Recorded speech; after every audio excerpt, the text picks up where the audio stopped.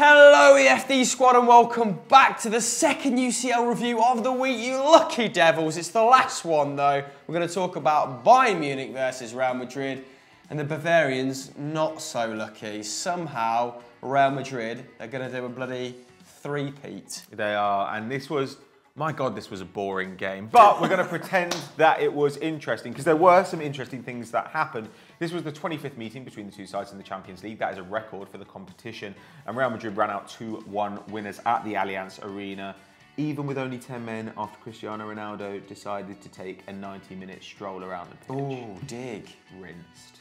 His hair, speaking of rinses, his hair is a disaster. Yeah. It's so bad. Spaghetti. Unbelievable monster. stuff. Anyway, yeah, Real Madrid have won their last 5 ties against Bayern Munich. So they'll be feeling pretty good about making that 6 after this. However, they did go behind early doors. Basically, Marcelo had a really weird half. Like, he obviously likes to get up the pitch, but he is getting on now, and he's not always able to both be an extra attacker and a defender. So while he was upfield, Bayern were able to break away. Simple pass in between two players, put Kimmich through on the right side of goal. And I think quite smartly, he puts it exactly in the zone that Keylor Navas is about to vacate. Navas expects it to go across goal, I think to Lewandowski, and Kimmich just whacks it in at the near post. Incredible stuff. Now got 5 goals, 14 assists this season. Name the 2 Bayern players who've got a better record than that. Lewandowski. Thomas Muller. Yeah, it was easy actually, but whatever. You think that's impressive, but he wrote the script. Anyway, yeah. So Marcelo, he's kind of at fault for that, though. I do think Real Madrid should have handled the transition better.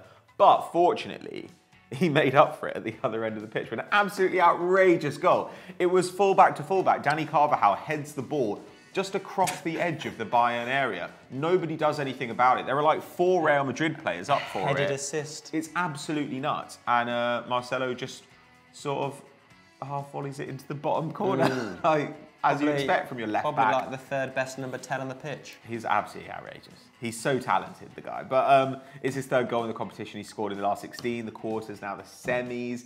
And Real Madrid have won the 32 of the 33 games in which he's scored. So he does seem to be a good luck charm for them. Though I'm not sure he's so much a good luck charm as he is just really good at football. Yeah, and people say that, oh, he's a bad defender. He's not. In one-on-one situations, he's very, very good. His positioning is just a little whack, and that is because he wants to contribute to phases of play like that. Yeah, I'd blame Zidane. A bloody good goal.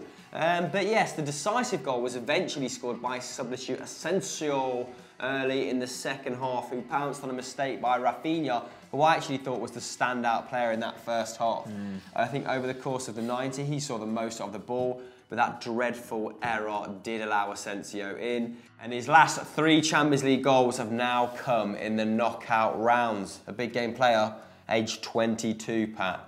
He's a very kind of trusted source for Zidane, isn't he, off the bench? Yeah. And it is interesting that he turned to the young Spaniard at half-time when he kind of switched it up to a more traditional 4-3-3, and not Gareth Bale, who is actually contributing to a goal every 100 minutes this season. Sure. Although his stock seems to have declined massively since February time. At the turn of the year, he was having a bit of a renaissance, wasn't he? But not to be, and this may be the biggest death knell for his Real Madrid career yet. And I think it's also interesting that he hauled off Isco and not Vasquez.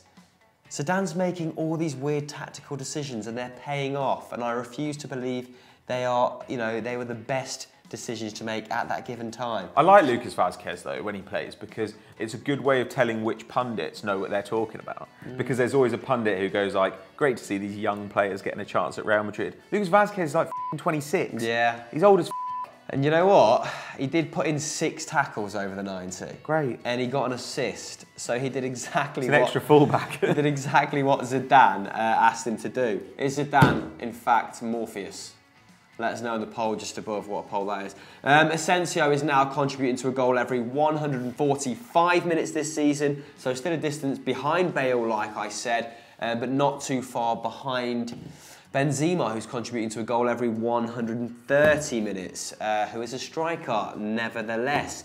Ronaldo, like you said, bit of a no-show from him. It's the first time he's failed to score in this season's competition, so his incredible run of 10 goals in as many games is now officially over. He, of course, had that lovely left-footed half volley disallowed after he blatantly handballed it. However, Ronaldo still seems to break a record every time he plays, even if he's not that effective, and this was his 96th UCL win as an individual, one more than second-placed Iker Casillas now, who is probably not going to get many more at Porto.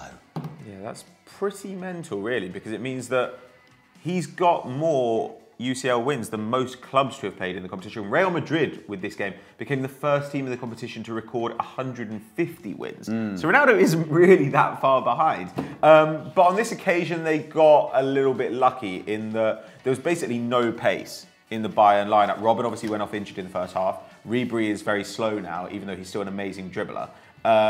Coman was injured, Alaba was out, so where is that pace coming from? It's kind of hard to see. And when you look at how fast that entire Real Madrid back line is, it's extremely difficult to pick your way through unless you've got somebody who has that next level pace. Robben, like I said, went off in the first half, so did Jerome Boateng, and that meant that Muller went out wide. It's not really his best position. He needs to be free so that he can find space around the box. And Carvajal eventually went off as well. So we could see a little bit of a lacklustre second leg potentially, or it could be really exciting with everybody missing their first choice players. The real worry will be, of course, those players' international teams in the run-up to the World Cup, except for Arjen Robbins, who, let's not talk about the Dutch anyway. To be honest, I looked at the stats after the game. It looks like Real Madrid were pretty lucky on this one. Great finishing, admittedly, but expected goals, it was 2.5 for Bayern to 0.7 for Real Madrid. So when I hear people saying X person is a big game player, Y person is a big game player, I think, well, they didn't actually play well, did they? They just happened to score. That's not quite the same thing. If they played well, they wouldn't have conceded 2.5 expected goals to Bayern. Mate, it's a madness. And it just, I feel like it's a foregone conclusion that Real are just going to win this. Oh, my contact's just come out. It's pop back in, we're good to go. Bayern I feel like Liverpool are going to win it. Oh, really? I'm a pessimist, and so I believe the thing I want to happen least will happen. Don't get me wrong, I want Liverpool to win it, which is where we differ. You know, Mohamed Salah and his little ringlets lifting the trophy, what a joyous sight. I'm fine with him winning it, but then I imagine like Alberto Moreno and Jordan Henderson kissing the trophy, and I'm like, kill me. Dan Lovren going out on a night out in Liverpool. Dean's beating someone to death with the UCL trophy. I love Dan Lovren. Well, like you just intimated, Bayern very unfortunate to lose by this margin, especially when they dominated the shot count like they did. 17 attempts to Real Madrid's 7. 7. They were limited to 7. Real have averaged 19 shots per game this season, scoring 2.4 from said shots. They scored 2 goals from 7 shots, 4 on target.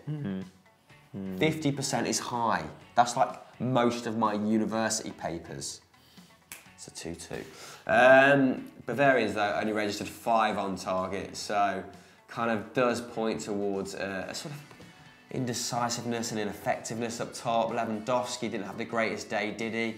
Ribery missed a few gilt-edged chances, particularly that one where Rafinha kind of put him in with a no-look pass in the first half, and it came off his knee, one that he's had like 15 operations on. But you were impressed by Ribery, weren't you? I was. I actually think he was man of the match. 5 dribbles, which was a game high, 4 shots, which was a game high, although he was often isolated. And you expect a player like that to lose possession a few times because it's his job, you know, to work the back line, and he did lose the ball 4 times. But, you know, when you've got someone like Rafa Varane marking you, who is fast, that's bound to happen. But, yeah, he was a little bit too isolated. He was kind of had to work his magic on the byline a few times. Thomas Muller, like you said, wasn't hovering on the edge of the box because he was working that space wide right, where he was kind of played last season when Ancelotti, a lot of the time when Ancelotti was helming the side, and he wasn't great there. I'm just disappointed from Munich. I wanted it to be a game going back to the Bernabeu, and I now think that Real Madrid will manage them out of it, especially given the injuries that Bayern have. Yeah, unless are any of those guys going to recover, do we think, in time? Because even just one could make the difference. Like a Coman could make the difference in this game. Yeah, I mean, Coman, I think the commentators last night were saying it'd still be a stretch for him to get back. I think Boateng, you know, if you do your hamstring or your groin, you're out a month. Yeah, it's not great, is it? Oh well. But yeah, Real Madrid, 3 in a row. Let's see what the internet had to say about last night's game.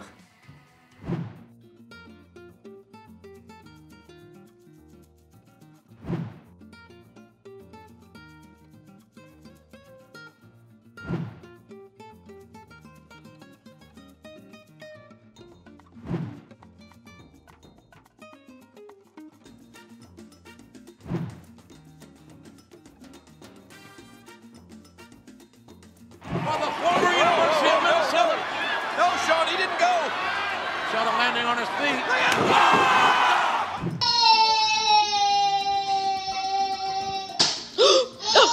Thanks for watching, guys. That's it for the UCL review this week. We'll be back next week with the second legs. Patrick van Straan, what else is happening on the Football Daily and otherwise? Oh, I don't know. Stat Wars.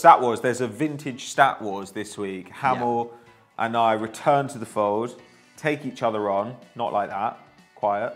And it's a real humdinger. Yeah, we lost the hard drive. Well, not lost the hard drive. The hard drive broke with Stat Wars the Champions on. So, you know, you're gonna have to wait a little while to see that again. Contingency though, as two. Better, if anything.